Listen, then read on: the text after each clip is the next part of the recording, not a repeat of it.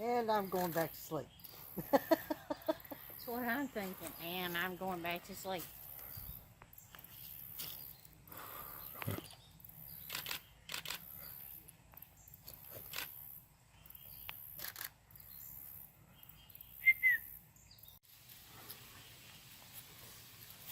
He said, I see my crate. I want out. Or he's eating something. This is my day digs. I'll retire to my night dwelling here soon. Nothing in this one? Nothing here.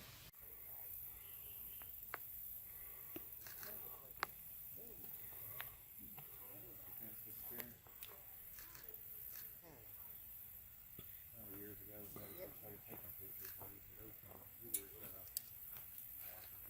all we were at, and they had to reach out to this. We were taking pictures through it. I noticed that they were disappearing with fences and stuff. From the telephoto.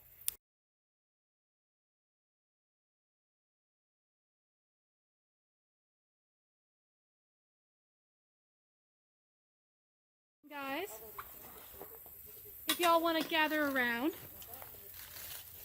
I'm going to talk to you guys a little about our red wolves today. My name is Cassie. Yeah, I get it. He's like, what is this? So these are our red wolves. Red wolves are the only native species of wolf to live in just the United States. These guys,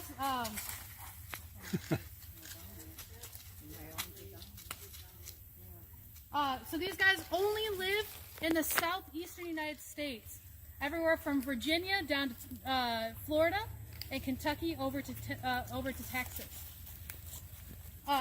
They're the only ones that live only in the United States. We have to share our gray wolves and our Mexican wolves with our neighbors. These guys are a small wolf. They only get to be about 85 pounds, and they live in small family units. So the behavior you're observing right now is actually new behavior. So it wasn't until recently that our male was actually coming out and getting food when we did programs like this. Because our female would keep him back in the den and get all the food for himself, or for herself, excuse me. The male is the one in the back. He is currently hiding his food.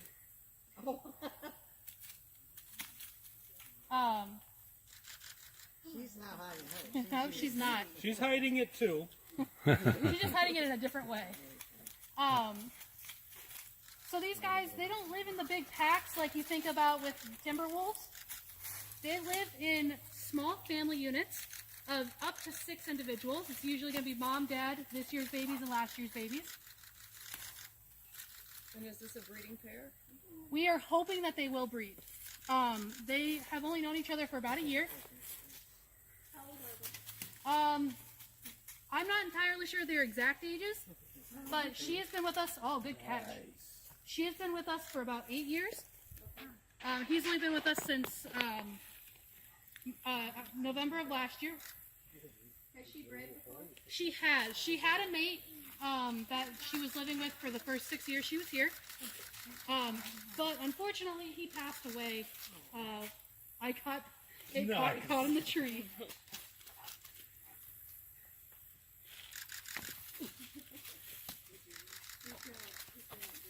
So, she has bred before. She's had at least 2 pups. Her most recent pup, we actually is the one that we traded for this male. As she is living at the South Carolina Zoo, where she has her own boyfriend and is trying to start her own pack. So,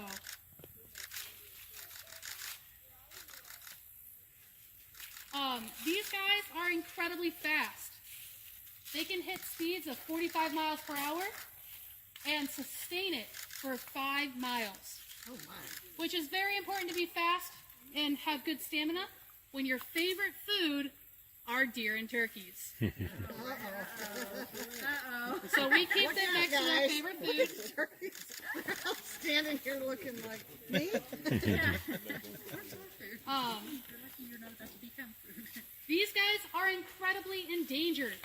There are 250 red wolves that are still alive in the world today, which makes them less than the giant panda of China. 50 of these individuals live in the wild. They all live in one area in North Carolina called the Alligator River Wildlife Refuge. Behind you. Which covers about 5 square miles. And that is the only place where these guys still exist. These are the only red wolves in Kentucky, but they used to live in your backyard. Really? There are a few reasons as to why. You can tell I'm getting down to like the last meaty bits because they're not interested in them. There's a few reasons for their decline. The biggest being human prejudice. Back when our ancestors came over from Europe and Asia, they brought with them their fear and misunderstanding of wolves. Because the European wolf was known for attacking people. These wolves, however, as far as I'm aware, have never attacked a human. I don't believe there's any reports anywhere of them attacking a human. There are also no reports of these guys attacking livestock, which is another one of the reasons that they were misunderstood, is because people thought that they would take their cattle and sheep. Red wolves really don't like eating store-bought. They prefer wild-caught food. Which, I mean, I prefer wild-caught food as well. He's got all sorts of little caches. Yeah, he does. So the other main reason that these guys are so low in numbers is because they can hybridize with coyotes. Raise your hand if you like coyotes. I like them. I like to take pictures of them. Yeah, so we like them for their aesthetic. But coyotes, unlike the red wolf, will attack your livestock. They will take over. Coyotes are not native to this part of the country. They came over from the southwestern United States once the red wolves' numbers had fallen, and all of the black bear and mountain lion had been hunted out of existence in this part of the country. Coyotes, being an opportunistic species, came over, took advantage of there being no mid or upper level predators, and just spread like wildfire. While they are a different species from our red wolf, they are not so far different that they cannot interbreed. So one of the main problems was that they were interbreeding, and that they were causing hybrids to form. Just like with domesticated dog breeds, their hybrids were viable. So back in the 1970s, scientists came in, they took all of the individuals out of the wild that they thought could be a red wolf, genetically tested them, and got rid of any of them that were straight coyote, or coyote wolf hybrid. Of the ones that remained, 14 individuals were all that was left that were full-blood red wolves. Wow. Looks like we have 14 people here, roughly. So if you can imagine, of those 14 individuals, of you guys, if you were red wolves, the 250 that we have in existence today came about.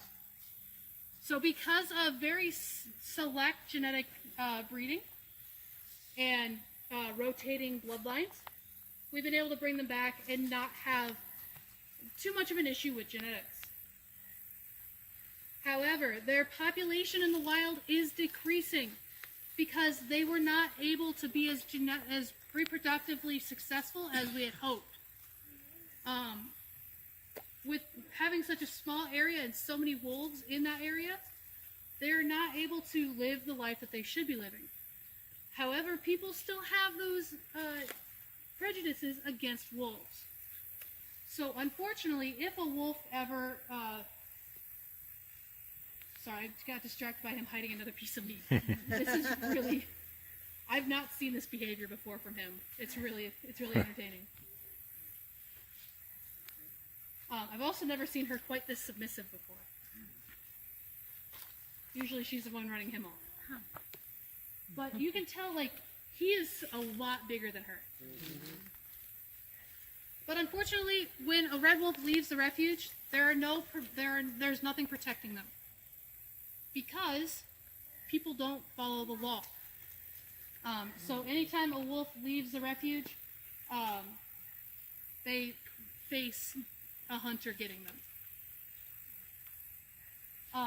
But these guys do still have high numbers in captivity, which is good, which means that they won't go extinct in captivity at least. We are hoping that their numbers will continue to rise in the wild. But as of right now, we are not doing any active releases. So it's all up to them. Do you guys have any questions about the red wolf? So if these two breed, Is that where the den is? This is one of the dens, yep.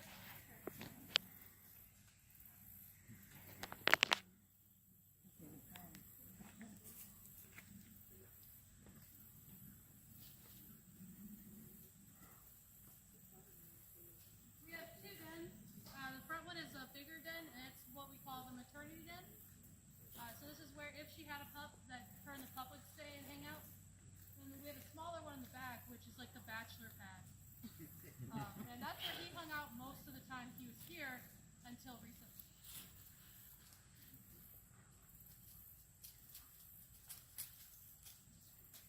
Stay up there. I'm not coming to get your food.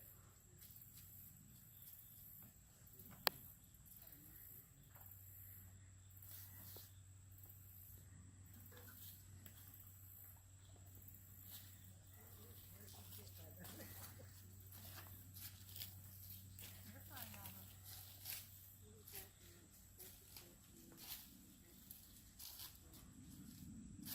He's got to go make sure I didn't steal his food out of his holes. Male and female. Yeah, for a couple of reasons. One, we want you guys to remember that you came here and saw the red wolf. We don't want you to remember that you saw Rufus. And also, especially for kids, if they were to see one of these in the wild, we wouldn't want them to think like, oh, that was that cute little red wolf from Nature Station. I can go up and pet it. It's more important for that, for like our possum and stuff like that. But we just want them to keep their wildness. Yeah. Any other questions about these guys? Very informative. Thank you. yes, thank you. Thank you.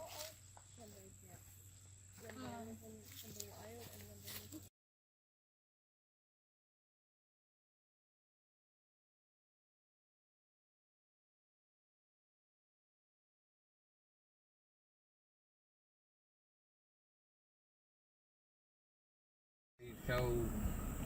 Park Rangers had everybody stand back behind the cones. You remember that? And you said, we can't get too close. I said, no, I don't need to. And she said, well, the bears ain't close enough to us. They won't come out of the brush. I said, just hang tight long enough. They will here in a moment. When the park rangers walked off, all them people started easing up. I said, you'll be seeing them chase them in a minute. You'll get a good shot. There he is.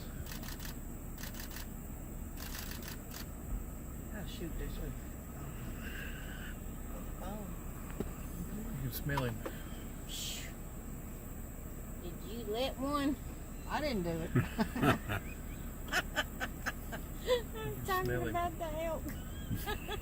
Don't smell good. Now he needs to put his head back up. Talk to him, somebody. Pretty good side.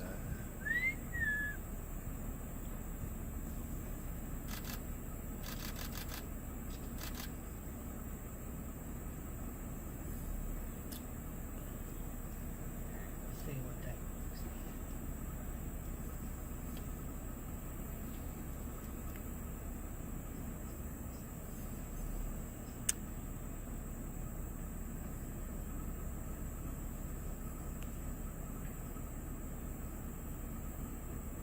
We got a line of cars behind us. Yeah, it's an elk jam. Elk jam. It's an elk jam. They're saying, y'all move so we can see it. They're out of the cars looking at No, it. a lot of them aren't.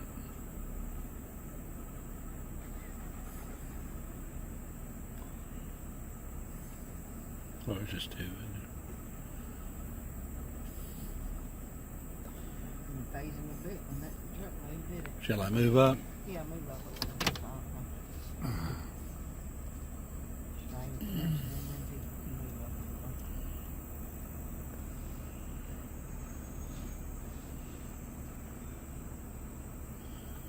Say when. That's good. Yes. Get on.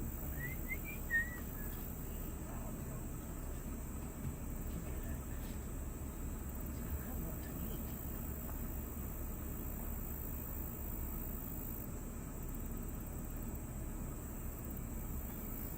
I wish he'd just stand there and start bugling. Mm-hmm. That'd be so cool.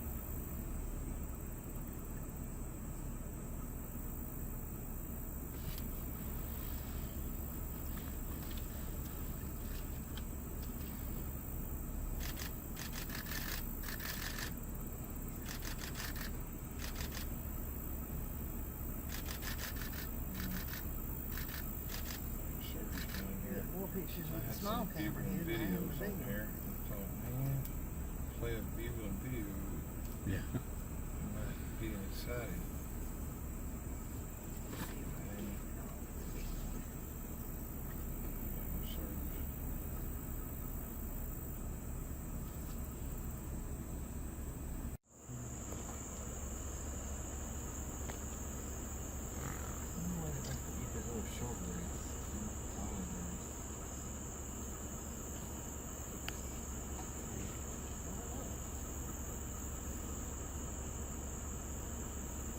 Pretty chunky one crossing the street up there. Mm-hmm.